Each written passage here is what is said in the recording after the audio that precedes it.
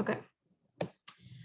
So today we were going to talk more about different English abilities in the classroom. So we added this to our skills video, but we just wanted to kind of re-emphasize and have you all think about how to manage with different English abilities in a classroom. So if it's okay, I'm going to share my screen. And I hope everyone can see it. Can everyone see my screen okay? Yes, I can see it. Okay, great. So in the video I had two, but I added one more strategy that you can use. So the first one is peer coaching. So for peer coaching, this is when two students work together. So maybe one student has a really good English level and one student is still learning English and are not as strong. And you can pair them together so that they can work on a task. So they can answer questions together. They can do an activity together. But the idea is that the strong English student will help introduce some of the English vocabulary to the other student who's still learning. So maybe Jingran and Sally, do we want to try to do like a good example of peer coaching? I'm putting you kind of on the spot here.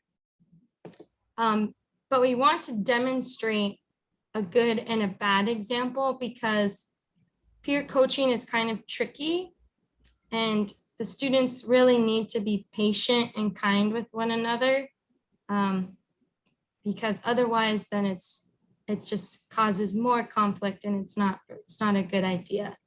So Jingran and Sally, who wants to be the stronger English student? Sally. Sally, Okay. are you okay? And Jingran, are you okay being the other learning English speaker? So the question I'll ask is, we'll do the activity from this one. Okay, so we'll have Jingran and Sally. So the question is, sorry, how does it feel when someone breaks or takes something you own?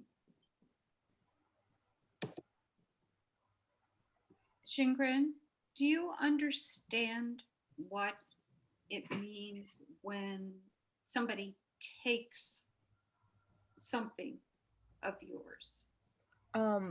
Not exactly. Can you please explain it to me? Yes. Your brother or sister or friend just pick up your thing and take it. I want to play with it, or I want to drink your drink. And they just take it. They didn't say, may I borrow your wallet? Or may I have a drink? They just took it. Does that help you Yeah, understand? Yeah, it's clearer for me. Okay, Could you- so that was a good, I'll just stop there because that was already a really good example of Sally being very patient and explaining things, showing an example, versus Sally, if Jingran is like, no, I don't understand, Sally could have been like, oh, it's so easy, come on. Like that would be a bad example of peer coaching, obviously. So you want to make sure your students are really talking nicely to each other and helping each other understand the question or the activity rather than just kind of, yeah, Sally? I would have followed up with a question asking her to tell of a time when somebody took something of hers. That's another step. We were short on time, so Sorry. no, We didn't practice this. Yeah, so that's a good example of two students working together. And that's why often we'll put in a lesson plan, we will put the pair share, which is when you can have your students get into a pair of two, and then they can talk about some questions together. So as long as everyone is being kind and supporting each other, then it's a really good way to help with different English. And also the students don't have to speak in English, they can speak in Kinyarwanda, but the other student can still explain what the words mean in English using their home language. So that's one idea. Also assisting with translations. So instead of the librarians just translating to English, you can have one of the students who's maybe a little bit older or has better English, they can help translate something for you. So that's another idea for the peer coaching. Are there any questions about peer coaching? Or does it make sense?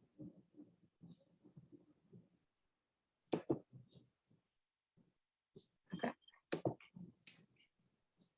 So the next strategy for different English abilities is to read in English first. So most of you are already doing this, but this is really helpful because students with the high level of English can follow along in English and answer the questions in English. But if students don't have as high level of English, they can just look and follow along with the pictures. So by looking at the pictures, they can really start to process and make meaning of what is happening in the story.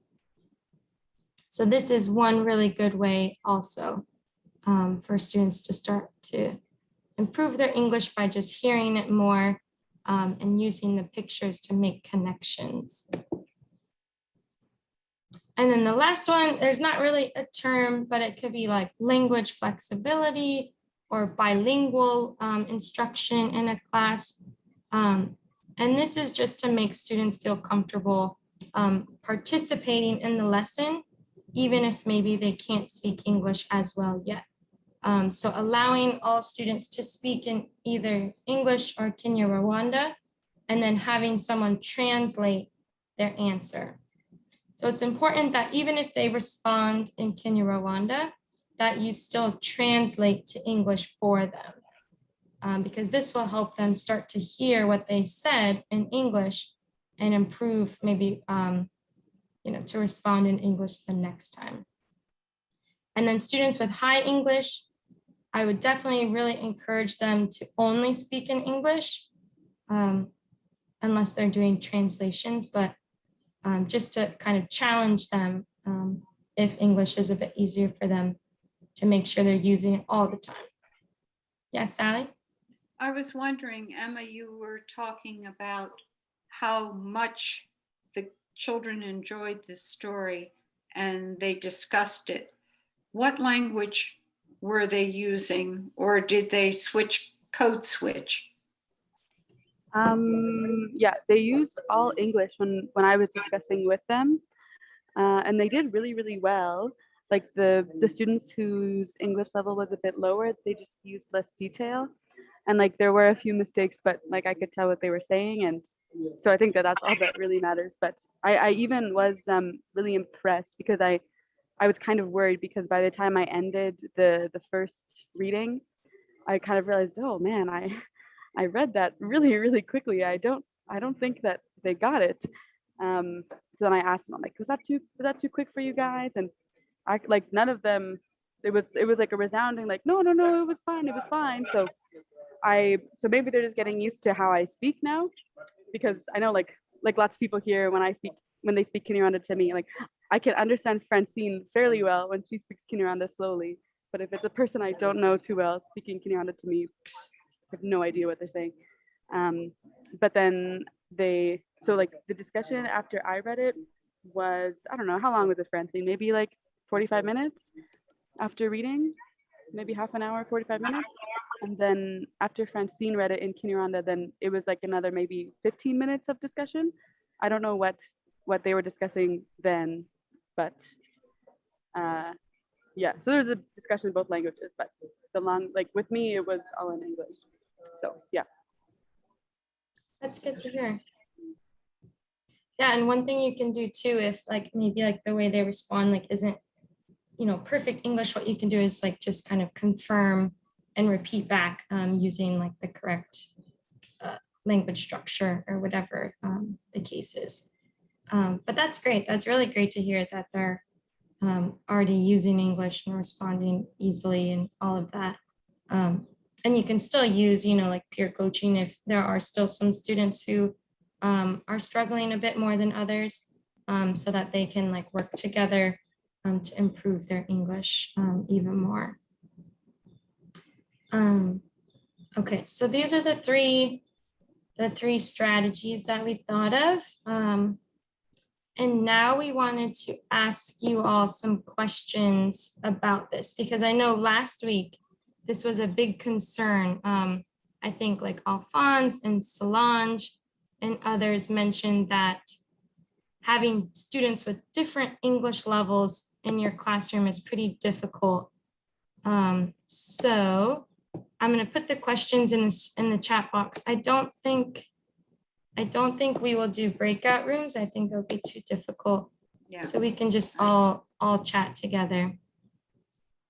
So based on those three ways to adapt the lesson for different English levels, I'm curious which strategy you all think you could try to use in your library. So if you try to use peer coaching or English first or language ability. I'd like everyone just to share like which one they think they can use, and like which one would be the easiest for them to use in their library.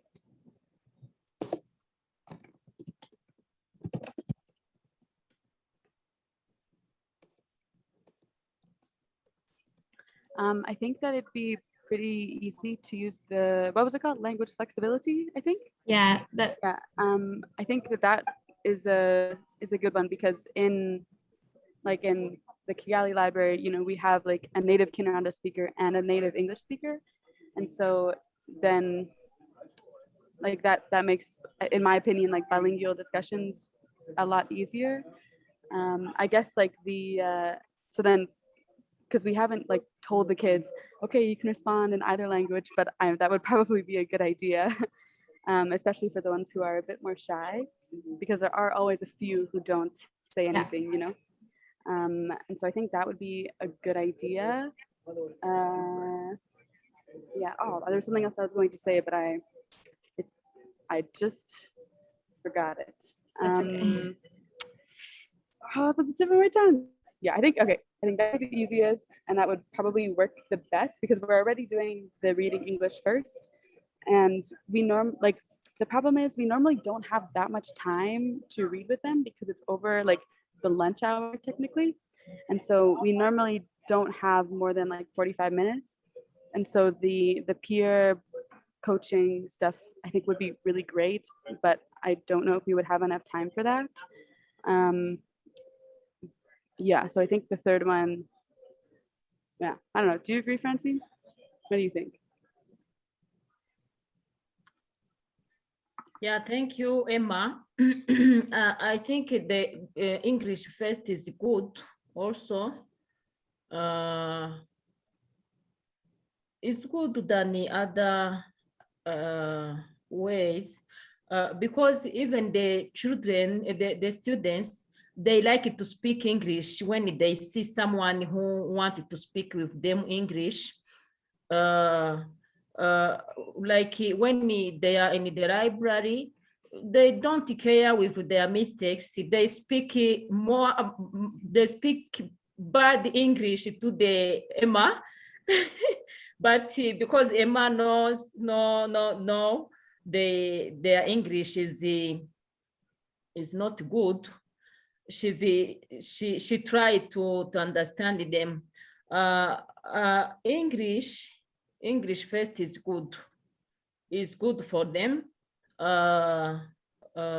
Even peer coaching, it can be the second, but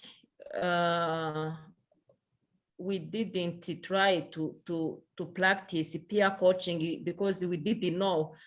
I know this from this workshop. Yeah. Maybe next time we will try to practice it, but they didn't. Yeah, English is good to speak on English when it's not okay for them. They can use also Kinyarwanda, but in their culture they like to speak English when they are with someone who asks them, who speaks English for them. Yeah. Yeah, that's great that they Yeah. like to practice. Yeah, I think they like to speak it also to make a practice to. Yeah. Yeah. Also, too, what you can try with peer coaching is you can do for the wondering questions, you can have them talk about them in pairs. So rather than like one by one sharing with the teacher, you can have them, since now they're kind of used to it and comfortable with the wondering questions, you can have them talk to each other, and maybe just like if you can write the question on the board or something so they can see it, so they don't forget the question. You can have them work in pairs, and then one of the pairs can share with everybody what they talked about. So that will also encourage students who are maybe a little bit more shy to still participate with the message and the questions and all of that. That's one thing you can try too. Anybody else? I know, Alphonse, this was something you talked about last week. Maybe anybody else would like to share?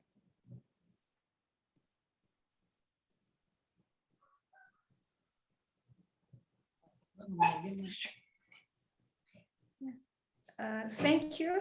I'll work with Francis. For us, we prefer to use English first. Yeah, because you see, when you as a librarian, if you try to talk to a kid English, and it sounds like you provoke or you strengthen him or her to speak English also. So it's like a kind of an encouragement you are given to kids. So it's better to English first. Yeah, it's a kind of encouragement you are given to kids. Yeah. And also to build their capacity in speaking English. Thank you. Thank you, Faraha. I like that idea, that it's like an encouragement. That's great. And you can also try to encourage them to speak English in pairs. So if they're working together, maybe they can try to speak English with each other, so that it's not just in the libraries, they can speak English with each other. Yeah. Great, thank you. And you work with Francis also. So like Emma and Francine, you can use each other to speak English and Kinyarwanda if the students need some more help. So it's really nice to have two teachers. That's really great. Yeah. Thank you. Thanks. You're welcome. Hi, Alphonse. Yeah, for me, I say I can use the second method, English ability, rather than the first one, which is peer coaching, because peer coaching can need more time. While by using English, it is few time, and also you invite students or people to participate and also to show their ability in speaking. Yeah, great. Thank you so much. Yeah, it's peer coaching is definitely a little bit more difficult. It takes some practice for the students to get comfortable. But I think it's also really important, right, for peer mediation and conflict resolution that they know they can work together and support each other. So it also helps with that too. It helps build teamwork and good communication, which is really important for peer mediation and things like that. So definitely try, I would encourage you all to try maybe just with one question and have them talk about it together and just see how it goes. But I think it's a good way to build friendship and teamwork amongst all the students. So I think that's great. And Mary Paul or Anj, if you're able to hear us, do you have any thoughts about this question?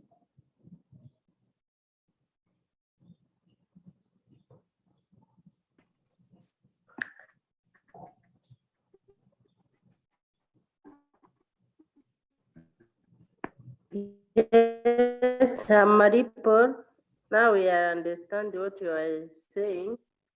But the question I didn't understand well because connection was. Hello.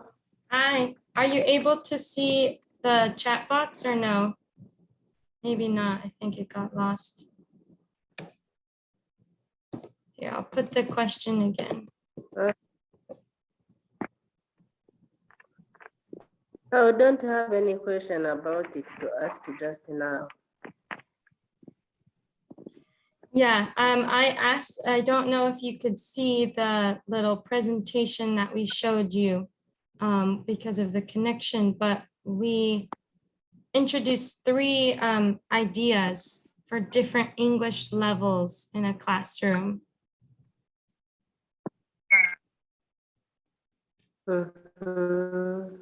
So we talked about using English first, allowing students to use English or Kinyarwanda, and also peer coaching we talked about, which is when 2 students work together on a question or an activity or something.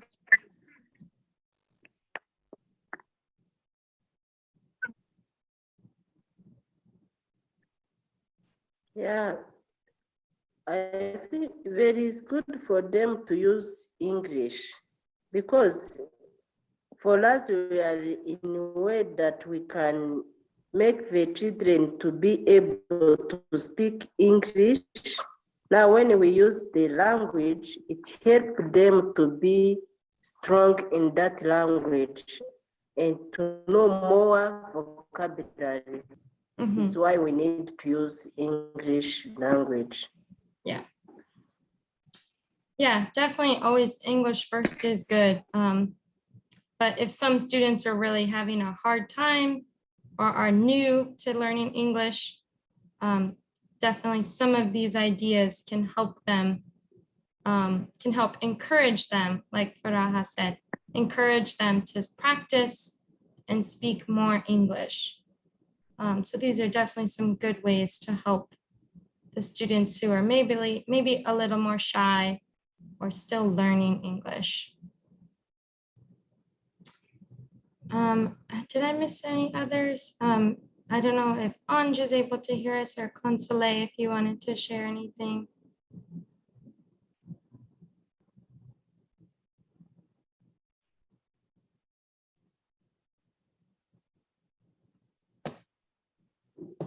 Okay, thank you. For me, I like peer coaching. Yeah. Because my student is, the English is very low. Yeah, but for me, I like peer coaching. Thank Do you think it's something that you can use in your library pretty easily? Or will it be a little difficult for the students to do that? Yes, in my library, I use peer coaching. Great. Thanks. Thank you. You're welcome. Jingran? Sorry. Yeah, I think Consular makes a really good point that I think it's really good to put students in an English environment and encourage them to speak English, but it really depends on the students' level of English. If you, like, teachers find them, it's hard for them to understand basic English when you are speaking, then I think I don't know if English first is always the best one if students' level of English is not reaching that high. So I think it's a good question that depending on your students' context that we choose our best methods. Yeah, just to highlight that. Yeah, no, it's a really good point. If students are not at the level yet that they can speak in English, then that's okay. They're still being exposed to it. So you can support them by providing translations or peer coaching. And then hopefully over time, it will be easier for them to only use English. Yes, Sally? One of the things I was thinking about is doing the story walk before you begin a book. If your students you're trying to work in English, but their level is not strong, if you begin your book with the story walk, introducing the characters like we did on the cover, and the setting, and perhaps what the problem is, and just don't talk about the resolution so that they have something to look forward to, but perhaps introduce the story in English with a picture walk, then translate it if they are lower level English students to the first language, then read it in English, and then go back. It's another step, but it may help. Sally, can you explain what a picture walk is? Because we haven't talked about that yet, so it might be new.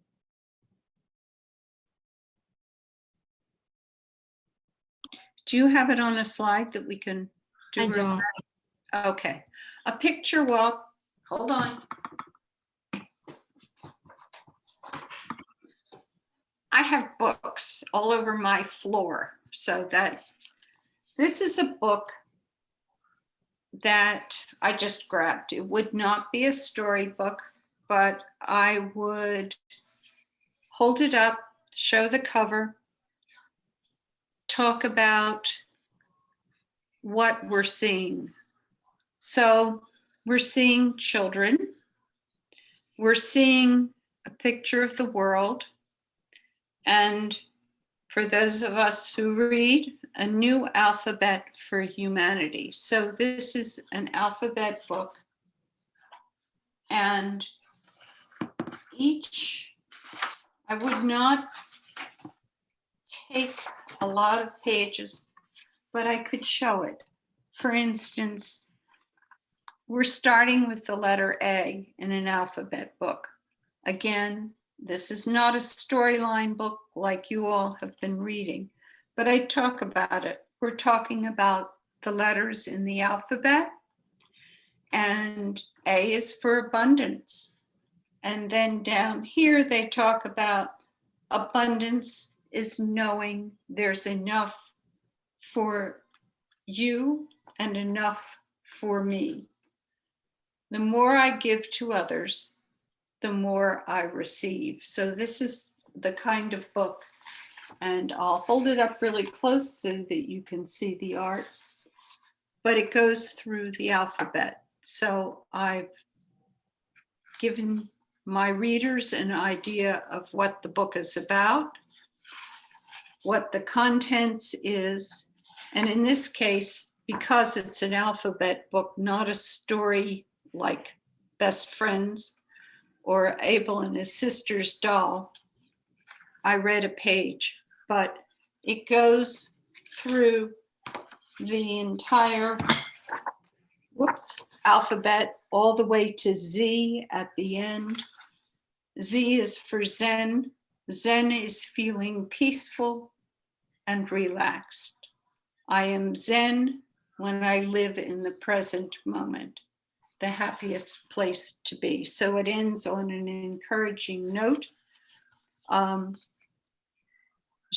and Shauna, when we were talking about expanding vocabulary, this book down the road for older kids might work. We had another sidebar conversation. Yeah, so a picture walk for the books that you're reading, you would, since there is a storyline, you can just show the pictures and have them talk about the characters and the setting. And you don't read the words yet. The book that Sally showed was different because it was an alphabet book. But start having the students guess what might happen just by looking at the photos. So it's just another way to help them to start thinking about the book and get prepared to read and understand the English a little bit better. So that's just one way. And then I was just gonna ask, like, what do you already do now, or what else do you think would help in your library if you have students with different English levels?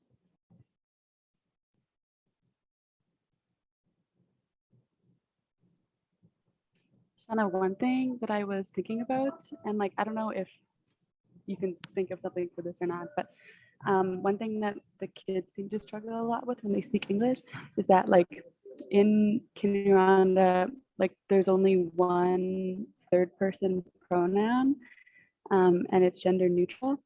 And so then lots of the kids who speak English, like he and she are just interchangeable. And so then, like, if a kid says, like, she takes his book to her school, that could mean that, but it could also mean, like, she takes her book to her school, or he takes his book to his school, or any of the other combinations. And so then even when they were talking about, like, Abel's and his sister's doll yesterday, then when, like, lots of the questions were, so Abel, when she was taking the doll and her sister was like da da da da, and then just, so I was wondering maybe if there's any activities that you can think of where they could practice that a little bit. But none came to mind for me, so I don't know if you'll be able to either, but I also haven't thought super hard about it. But I think that could be helpful, because, like, as we know in English, like, it's pretty important to be able to differentiate those at the right times. But yeah, that's actually something Jingren, because Chinese is the same. Chinese doesn't have gender pronouns. It's always just like they. So I know a lot of, like, English speakers that I worked with in Taiwan, they also struggled with pronouns because they don't have that either. So Jingren, was there any, like, activities that helped you practice your pronouns? Let me think. Yeah, we're putting you on the spot, so if you can't think, yeah, that's okay. In characters, we have these differences, but when speaking, yeah, we don't differentiate the he and she. And it's true when I'm thinking about my learning English and also French with these gender things, I struggled a lot when I started to learn he or she, and I also misused them. But I think in my education, we didn't have a proper approach to address that. We just practice and then we get used to it. Then we can, but it's a good question and I think it's worth discussion. Yeah. Yeah, Sally? Do you have a place to hang a picture, a chart, where you could put a boy figure, pronoun he, girl figure, pronoun she, and just lay it out? What about the pronoun you? Is that used? Yeah, it's just like in French though, where there's like an informal / singular one and then a formal / plural one. Not too difficult. But they use the pronoun I? Mm-hmm. Okay, well, so it's just the he, she. Yeah, of course. Yeah, a picture in the classroom would really help too, just to have as like a cue for students to always be able to see. And you can have both like she, her, and then he, his. So you can definitely include those. The only other thing that's not really like a formal activity, but that I did with my students when I read books is whenever I've introduced the book and the characters, we would always just review the pronouns for each character just to help them practice. So that could be a routine you do when you look at the cover, is just like, okay, like, what do you see? You know, it's always a question I like to ask, and then we could ask, you know, like, probably you wouldn't say like, what are their pronouns? Because that's, I don't know if they know like the word pronouns, but you'd ask like, you could just give them an idea. It's like, is it a she or a he? And then have them practice and like, what is she holding? And then have them all repeat, she is holding a doll or something like that. Yeah, Jingren? Yeah, I just have a similar idea. It's like to making it a routine in the class. But for example, instead of the characters, we can have activities like in the beginning of the class, we can check in with students by asking some small questions like, how are you feeling today? And then we can change the question into how is he feeling today? How is she feeling today? So in this way, not only they can practice the pronouns, but also they need to pay attention to what the others are saying. How are they feeling? So that this is also a good way to listening. Yeah. Yeah, no, that's a good idea. Yeah, Francine. Yeah, thank you. I think is not a problem for honorary students or children. It's also for the adult too. Even adult, we don't know the formal, informal, we speak he, she. So I think it's a problem of Rwandani, most of Rwandani, because we are struggling with English. So yeah. Even the vocabulary, it's a problem. But the good one is when he uses he or she, you try to understand what she wants to speak. Also, sometime, as you say, when he uses she to the, instead of use he, after he come back, he say he. Yeah, I think practice is good to practice more time to speak mistake. It's a good way to learn. Yeah. Yeah, that's another thing too, to kind of correct students when they answer. You can just kind of ask like, oh, she or he, and like point to the character to just give them that cue, and hopefully they can correct it themselves. That's a good idea too. Yeah. Yeah, so it's definitely, everyone struggles, so it's good to practice with the kids and make sure that they're getting comfortable with the pronouns, so that hopefully when they grow up, it'll be a little bit easier. But yeah, so definitely those types of little things, like what Jingren said about like doing like a how are you activity, and then having them check in, well, how is she doing or how is he doing? And you can also do any question, like you could change the question. So like, what is your favorite song? And then you could have, what is his favorite song? So it could be like a little game or activity that you do every day as an introduction, but just change the question a little bit so it stays interesting. Yeah, that's a good point though. We can definitely try to think of some other things to add to our lesson plans and stuff. Okay, I think with that we can end unless anyone else has questions. But I just want to remind everyone and emphasize again to please watch the videos. The long videos that we read the story is helpful for you to see kind of like how the pace goes, how to ask the questions, and also think about possible answers that students might have. But that one is longer. The shorter video is also important to help you understand the lesson, because at some point we hope at the end of this that you all will be able to create your own lesson and kind of show it and showcase it for all of us.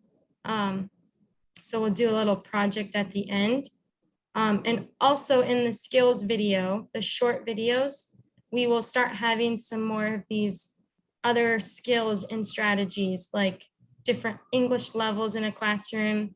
Maybe next week we'll have like practicing pronouns in a classroom. So definitely watch at least one video and make sure, I think Francis said this last week, but make sure to read the story and read the lesson plan before you start your read aloud. So read the lesson plan and decide what will work in your class and what you want to use. And then you'll be prepared when you get started to read it.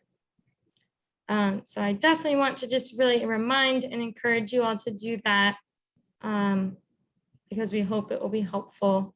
Sally, did you want to add anything? You just muted yourself, actually. I really appreciate the feedback. And if you have other questions, please send them along so that we have the ability to help you find solutions if we can. That pronoun was totally new to me. So now I have something, I've learned something, and we'll come up with some ideas. Mm-hmm. That's what we like to do. Yeah. Thank you so much. And for those, Francine, I'll upload the workshop to the YouTube channel. So for those who aren't here, like Solange and Esther, John Demore, Francis, you can share this recording with them also so they can watch it if they want for the ideas and stuff. You are going to put this record on YouTube? Yeah. Okay, very good. Yeah, and I'll Francis, share the link. The link? The For link this for the report? video. Okay, yeah, that's good. Francis asked me if possible to put this record. Yeah, yeah. The So YouTube, yeah. I will upload so it. People can... I will upload it and then share it with you all later. And hopefully they can watch it, and you can turn on like the subtitles or whatever for the English. That might help also on YouTube. Okay. But yeah, that would be great, especially this workshop because we talked about the different English levels. So it might help for those who aren't here to hear those ideas. Yeah. Okay. Well, it was nice to see everybody again. And we'll be sending you the book and the lesson plan for next week on Sunday. Thank you, Shana, again for all your hard work. Thank you so much. Thank you. Bye, everyone. Take care. Bye. Thank you. Bye. Thank you so much. Thank you. Bye. Thank you. Bye. Thank you. Bye. Yeah. Bye. And Sally and Jingran, if you don't mind just staying on for a minute.